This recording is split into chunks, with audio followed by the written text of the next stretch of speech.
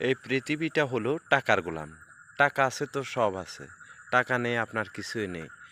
Resort বলেন, enjoy করবেন, কোথায় যাবেন? এখন কিছুর অভাব নেই, শুধু একমাত্র অভাব টাকার।